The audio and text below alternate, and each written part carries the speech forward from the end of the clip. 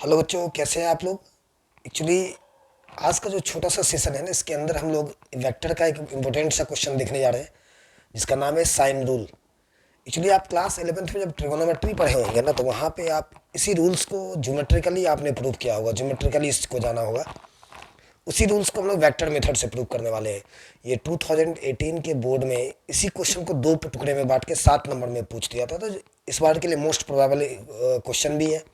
क्योंकि 2 4 दिन के बाद आपका मैथमेटिक्स का एग्जाम है, तो आप इस छोटे से वीडियो को अगर देखें तो इस रूल्स को बहुत आसानी से आप कवर कर सकते हैं। अब मैं बात करता हूँ सबसे पहले इस रूल्स में। अगर मैं सैन रूल की अगर मैं बात करूँ ना, पहले आप रिजल्ट देख लो क्या है। बोला किसी ट्रायंगल एबीसी में, किसी ट्रायंगल एबीसी में, है ना, ये आपको वेरीफाई करना है A by sine A equals to B by sine sine B equals to C by sine C. और इसके लिए हमें वेक्टर मेथड यूज करना है। तो कैसे कैसे जाएंगे ये देख लो आप। इसके अंदर दो क्वेश्चन छुपा हुआ है। सबसे पहले एक ट्रायंगल हम लोग बनाते हैं, एबीसी कोई ट्रायंगल है। उसके बाद क्या करना है आपको, इस ट्रायंगल के तीनों साइड को तीन वेक्टर से रिप्रेजेंट करना है एबीसी से, और वो भी एक ही डायरेक्शन में हमें लेना है। तो हम लोग ऐसा करते हैं ना, वर्टिसेज ए के सामने वाले वेक्टर को हम लोग वेक्टर ए ले लेंगे। वैसे भी आपने क्लास 8th में भी इसी को देखा है। 11th में ट्रिगोनोमेट्री में आपने देखा कि जब ट्रायंगल एबीसी लेंगे तो उसके साइड को स्मॉल एबीसी से रिप्रेजेंट करेंगे। स्मॉल ए हमेशा वर्टिसेज ए के सामने होगा, स्मॉल बी हमेशा वर्टिसेज बी के सामने होगा, स्मॉल सी हमेशा वर्टिसेज सी के सामने होगा। तो ये आप वेक्टर ए आपने इसको ले लिया, ये वेक्टर बी है और ये वेक्टर सी है ना। साथ ही इस फिगर में आगे एक चीज़ और रिक्वायरमेंट पड़ेगा, तो उसको भी मैं थोड़ा सा पहले देख लेता हूँ। अगर आपको कभी इसमें रिक्वायरमेंट पड़ेगा वेक्टर ए और बी के बीच का एंगल, तो आपको इस एंगल को लेना पड़ेगा। ये एंगल कैसे, क्योंकि जब दो वेक्टर के बीच के एंगल की बात करते हैं तो वेक्टर को इनिशियल होना चाहिए, यानी दोनों वेक्टर का डायरेक्शन किसी एक ही पॉइंट की तरफ से जाना चाहिए। इस तरह का ये एंगल लेना है हमें। तो बताओ, वेक्टर ए का डायरेक्शन इस तरीके से अगर एक्सटेंड करेंगे तो इस तरीके से बढ़ेगा, सी को एक्सटेंड करना पड़ेगा, तो ए और बी के बीच का ये एंगल लेना पड़ेगा। तो ये एंगल होगा आपका 180 डिग्री माइनस सी। अब बताओ, ये अंदर का एंगल सी है और एक लाइन पर एक तरफ का एंगल 180 बनता है, तो सी अगर अंदर छोड़ेंगे तो ऊपर 180 माइनस सी होगा। ये एंगल होगा, ये आपको एक्सटेंड कर दो इसको, ये वेक्टर बी और सी के बीच का एंगल होगा 180 माइनस ए। उसी तरीके से इस एंगल को भी एक्सटेंड कर दो आप, है ना, इस एंगल को भी एक्सटेंड कर दो। तो ये एंगल होगा आपका 180 डिग्री माइनस बी। ये आगे रिक्वायरमेंट पड़ेगा, तो फिगर को मैंने अभी प्लॉट कर लिया है। अब आपको एक छोटा सा रिजल्ट भी है कि जब किसी ट्रायंगल के तीन साइड को तीन वेक्टर से रिप्रेजेंट करेंगे और वो तीनों वेक्टर अगर सेम डायरेक्शन में लिया गया है तो उसका रिजल्टेंट जीरो होगा। कारण आप ऐसे भी समझ सकते हैं, आपने स्टार्ट किया है, आपने स्टार्ट किया है बी से, है ना। चलो इसको देख लो आप, आपने बी से स्टार्ट किया है, तो बी से सी तक हमने वेक्टर ए लिया है, फिर सी से ए तक हमने वेक्टर बी लिया है, और ए से वापस बी तक हमने वेक्टर सी लिया है। तो जहाँ से इनिशिएट किए वहीं पे आके रुक गए, तो इस तीनों वेक्टर का जो रिजल्टेंट होगा ना वो जीरो हो जाएगा। यानी आप यूँ समझ जाओ कि यहाँ से कंडीशन ये बनेगा, in triangle A B C vector A plus vector B plus vector C equals to zero vector. इसको आप इक्वेशन 1 मानो, और यहाँ से अब रिजल्ट के लिए हम लोग आगे चलेंगे।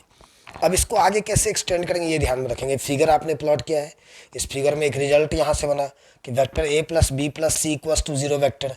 क्योंकि ये तीनों वेक्टर एक ट्रायंगल का तीनों साइड रिप्रेजेंट कर रहा है, और ये एक ही डायरेक्शन में लिया गया है। यानी ए से स्टार्ट के बी तक गए, बी से स्टार्ट के सी तक गए, और सी से वापस ए पे आ गए, तो तीनों का सम जीरो हो जाएगा। अब आप इसके आगे इसको कैसे ले चलते हो ये देख लो। नेक्स्ट स्टेप में इस फिगर में भी कोई प्रॉब्लम नहीं होगा। चलो आप देखो, आपका रिजल्ट ये था A plus B plus C equals to zero vector. अब क्या करना है, इस वेक्टर को, इस जो इक्वेशन को आप दोनों तरफ इस इक्वेशन को वेक्टर ए से क्रॉस प्रोडक्ट करना है। ये बात यहाँ पर लिख दोगे, taking cross product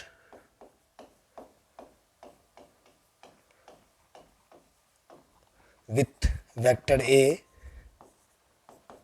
on both sides, है ना।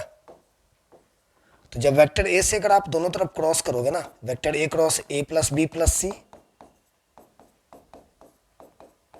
Equals to vector A cross zero vector. अब आपको पता है वेक्टर का क्रॉस प्रोडक्ट डिस्ट्रीब्यूटिव लॉ को फॉलो करता है, तो बारी बारी से डिस्ट्रीब्यूट कर देंगे हम लोग यहाँ से। तो अगर मैं इसको डिस्ट्रीब्यूट करूँगा तो ये A cross A plus A cross B plus A cross C equals to zero vector.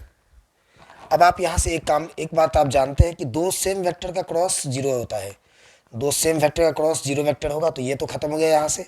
तो फाइनली एक रिजल्ट बचा A cross B plus A cross C plus A cross C equals to zero vector.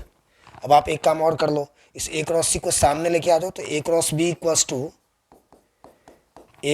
Equals to minus of A cross C, है ना। अब आप अगर ए cross सी को अगर आप सी क्रॉस ए लिखना चाहते हो तो यहां से ये रिजल्ट बन जाएगा, यहां से रिजल्ट बनेगा A cross B equals to C cross A. ये कंडीशन निकल के आ गया, है ना।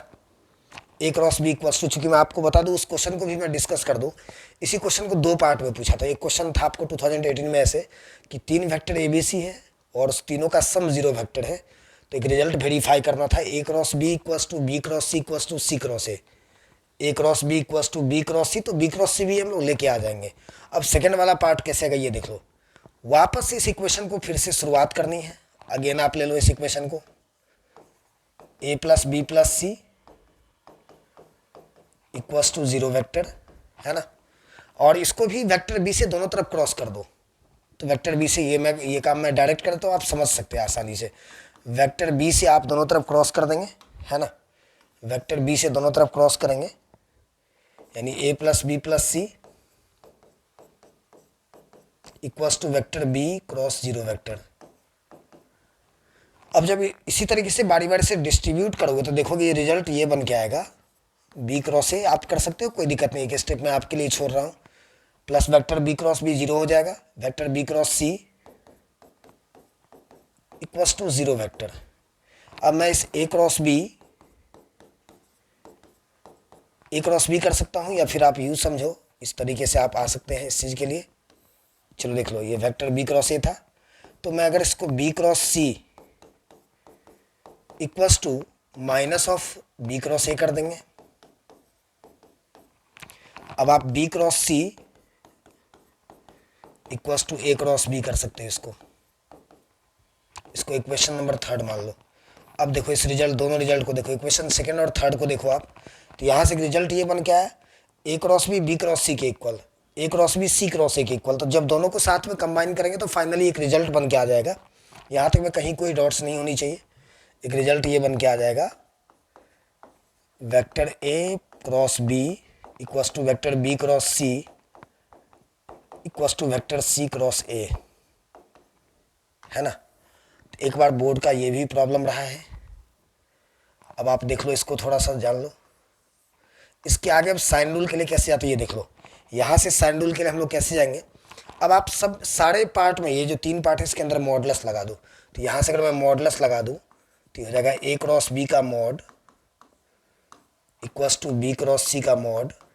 अब एक दो स्टेप आगे चलेंगे तो हम लोग अपने रूल्स तक पहुँच जाएंगे, equals to C cross A का मॉड।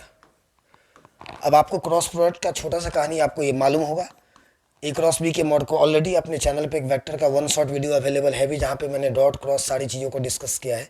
तो ए क्रॉस बी को हम लोग लिख सकते हैं mod of A mod of B और साइन इसके बीच का एंगल। तो आ जाओ प्रीवियस पेज पे, अभी जस्ट मैंने एंगल का डिस्कशन किया था। वेक्टर ए और बी के बीच का एंगल कौन सा है, 180 डिग्री माइनस सी लेना पड़ेगा, 180 डिग्री माइनस सी लेना पड़ेगा,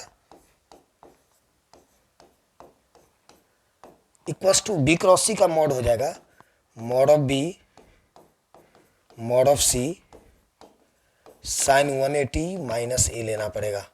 उस फिगर को ऑब्जर्व करना तो देखोगे कि आप बी और सी के बीच का एंगल 180 डिग्री माइनस ए, ये देगा mod of C mod of A sine 180 minus B. अब आपको ये भी मालूम है कि अगर मैं mod of A mod of B को मैं ए बी लिख सकता हूँ, और ये sine pi minus theta sine theta, C A sine B. यहाँ तक आ गए, बहुत आसानी से हम लोग यहाँ तक पहुँच गए। अब क्या करेंगे, हर पार्ट को ए बी सी से डिवाइड कर देंगे। हर पार्ट को ए बी सी से डिवाइड करोगे, ए बी सी से डिवाइड करोगे तो अगर यहाँ से ए बी कट कर दो तो साइन सी बाई सी बचेगा, इक्वस टू यहाँ बी सी से बी सी कैंसिल तो साइन ए बाई ए बचेगा, यहाँ सी ए से सी ए कैंसिल तो साइन बी बाई बी बचेगा। फाइनली आप उस रूल्स तक पहुंच गए। अब आप इसको अगर सबको अगर साथ में रेसिप्रोकल कर लो कोई दिक्कत नहीं है, तो ये हो जाएगा A by sine A equals to B by sine B equals to C by sine C. तो इस छोटे से वीडियो को आपको देखना है और इस साइन रूल को आसानी से आप कवर कर सकते हैं। Thank you so much.